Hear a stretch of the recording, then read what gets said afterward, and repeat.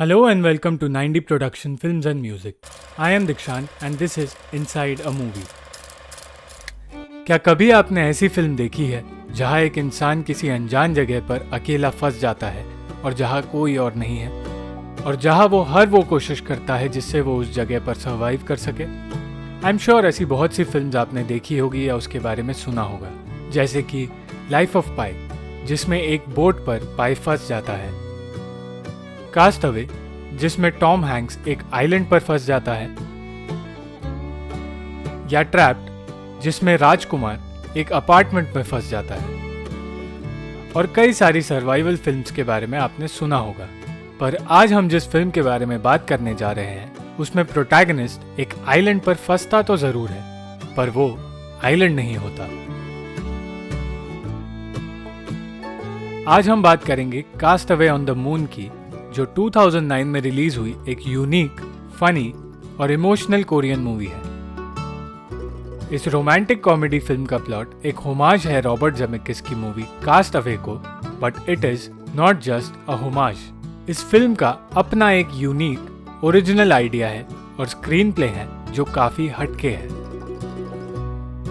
If you like watching original short films, check out the links given in description and subscribe to our channel. You can find award-winning original short films on our channel.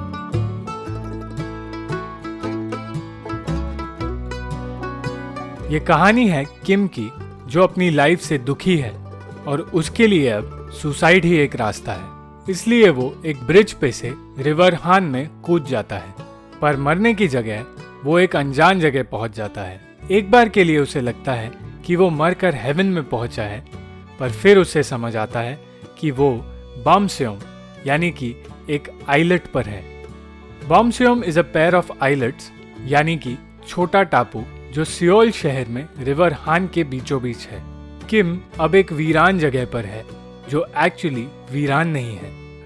River में तैरकर शहर तक वापस जाने की नाकाम कोशिश के बाद किम के पास अब इस आइलैंड पर रहने के अलावा कोई चॉइस नहीं बचता। उस आइलैंड को लोगों ने कचरा फेंक फेंक कर गंदा तो कर दिया, पर किम को लगता है कि इस आइलैंड पे रहना उतना बुरा भी नहीं।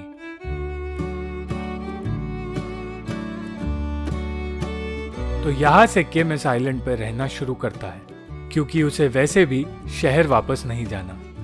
किम इस आइलैंड पे इतना अकेला है कि आसपास कोई उसे ना तो देख सकता है और ना ही सुन सकता है, और ना ही कोई और ये एक्सपेक्ट कर सकता है कि उस छोटी सी जमीन पर कोई इंसान फंस भी सकता है। पर एक दिन किसी टावर में रहने वाली एक लड़की किम को उस आइलैंड पे अपने कैमरा से देख लेती है, और यहाँ से शुरू होती है रीसेंट सिनेमा हिस्ट्री की सबसे यूनिक, बिजार और हार्ट वार्मिंग लव स्टोरी।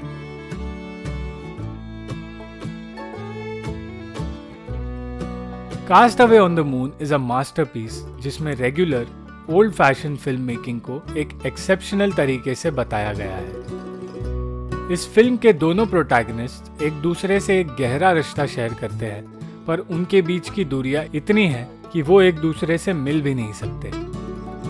ये दोनों ही एक तरह से एक जैसी जिंदगी जी रहे हैं। एक तरह से ये दोनों एक आइलैंड पर अपनी अपनी जिंदगी में अकेले हैं।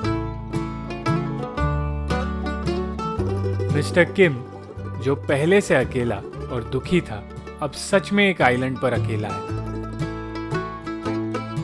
तो दूसरी ओर मिस किम भी अपनी लाइफ अकेलेपन में बिता रही है। मिस किम के लिए उसका आइलैंड उसका रूम है, जहां से वो बाहर नहीं आती, क्योंकि वो अपने आप को सोशली एक्सेप्टेबल नहीं मानती।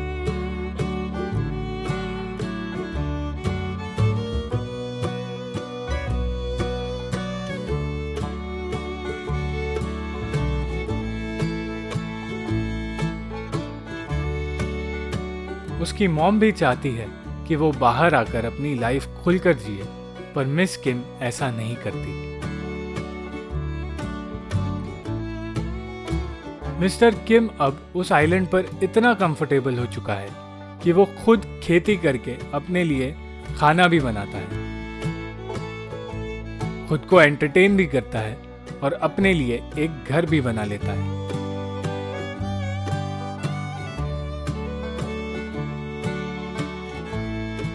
और मिस किम ये सब कुछ अपने कैमरा में कैप्चर करती है। मिस किम को पहले तो लगता है कि ये आदमी एक एलियन है और अर्थ पे इंसानों से बात करने के लिए आया है, और अब इस एलियन पर नजर रखना उसका डेली रूटीन बन चुका है।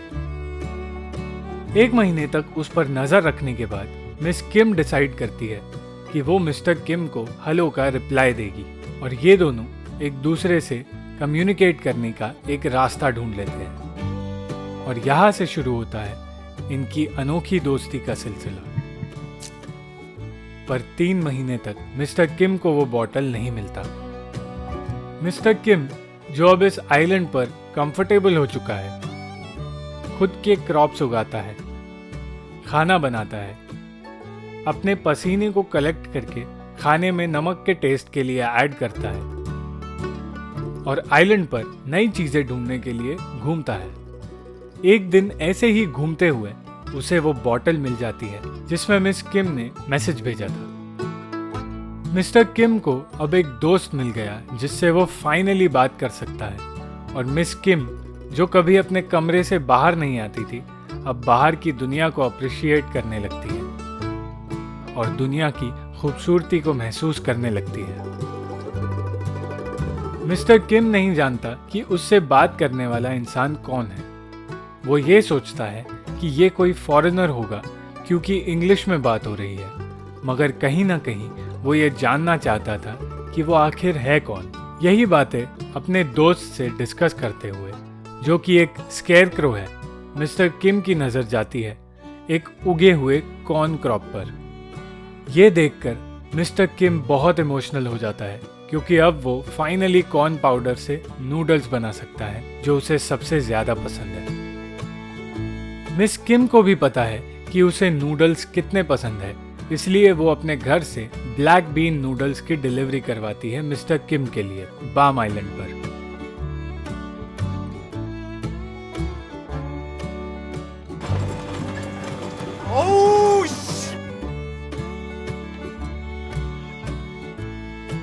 मिस्टर किम, जो अब इंसानों से कम्युनिकेट करना भूल गया है, डिलीवरी बॉय को देखकर डर जाता है। पर डिलीवरी बॉय उसे बताता है कि किसी लड़की ने उसके लिए ये भेजा है। जब मिस्टर किम उससे पूछता है कि वो लड़की दिखती कैसी है, तो डिलीवरी बॉय कहता है कि उसे भी नहीं पता। मिस्टर किम को अब ये पता है कि वो एक लड़की है जिससे वो रोज बातें करता है, पर ये नहीं पता कि वो है कौन। कुछ देर सोचने के बाद मिस्टर किम उस डिलीवरी बॉय को वो नूडल्स वापस ले जाने के लिए कहता है। डिलीवरी बॉय, जो अब इन दोनों से परेशान हो गया है, वो नूडल्स बाहर छोड़कर वापस जाने लगता है। तभी मिस किम उसे वापस बुलाती है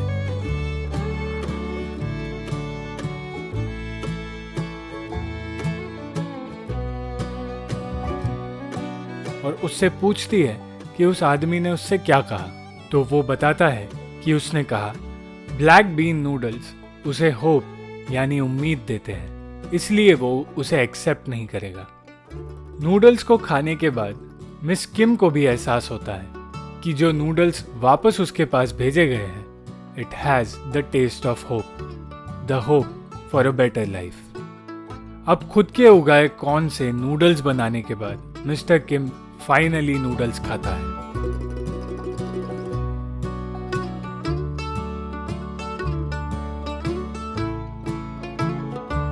ये सीन बहुत इमोशनल और हार्ड हिटिंग है क्योंकि इस सीन का सिग्निफिकेंस होप से जोड़ा गया है। मिस्टर किम फाइनली अपनी जिंदगी में जीना चाहता है और खुद ने अपनी लाइफ में होप को जन्म दिया है।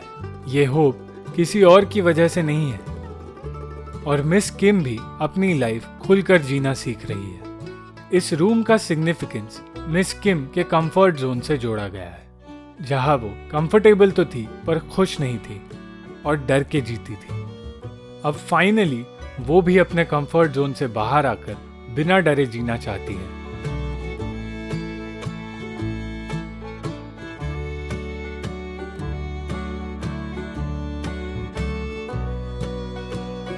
पर एक दिन मिस्टर किम उससे पूछता है कि वो कौन है और मिस किम फिर से डर के वो करने जाती है जो वो पहले करती थी, किसी और बेटर लुकिंग लड़की की फोटो उसे दिखाने जाती है।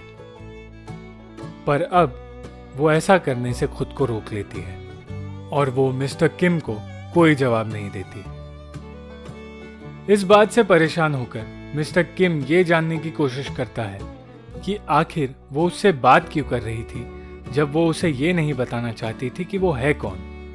और इसके बाद मिस किम फिर से अपने कंफर्ट जोन में घुस जाती है, जहां वो किसी और की आइडेंटिटी से लोगों से बातें करती थी। पर इस बार वो पकड़ी जाती है और लोग इस फेक प्रोफाइल को काफी भला बुरा कहते हैं। उसी रात तूफान आने की वजह से मिस्टर किम का घर, खाना, सब कुछ रिवर में बह जाता है और सब बर्बाद हो जाता है।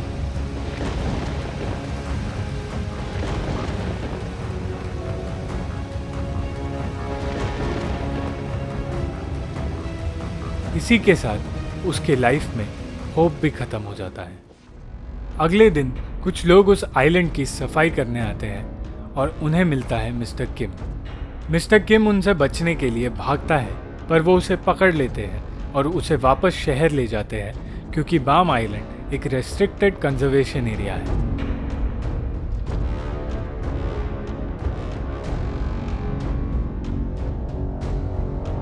ये सब देखकर मिस किम अपने घर से निकलती है उससे मिलने के लिए, क्योंकि अब उसे सिर्फ एक ही डर है कि वो मिस्टर किम से कभी नहीं मिल पाएगी।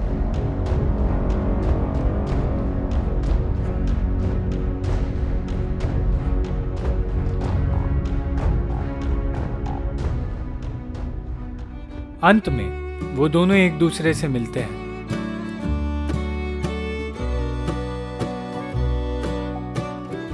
और मिस्टर किम उसे पहचान जाता है। Who are you?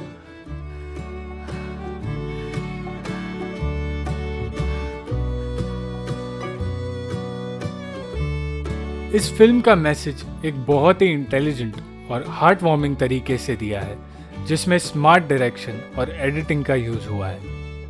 फिल्म में वॉइस ओवर्स का यूज किया है कैरेक्टर्स के इमोशंस को एक्सप्रेस करने के लिए, जिससे फिल्म की पेस को काफी हेल्प मिलती है। इस फिल्म का टोन काफी कॉमिक और प्लेफुल है, पर उसमें अकेलेपन और आस की भी फील है। डायरेक्टर ली हे जुन ने इस फिल्म में विजुअल कॉमेडी का यूज किया है, जिनकी टाइमिंग परफेक्ट है और इसी वजह से ये रोमांटिक कॉमेडी 1 मिनट के लिए भी बोरिंग नहीं लगती। फ्रेश सिनेमाटोग्राफी की वजह से फिल्म के विजुअल्स बहुत ब्यूटीफुल लगते हैं और स्टोरी का इमोशनल टच इस फिल्म को एक परफेक्ट पैकेज बनाता है। In the end natural performances के साथ यह फिल्म एक मास्टरपीस है and it is a visual and emotional treat. Thank you for watching the video.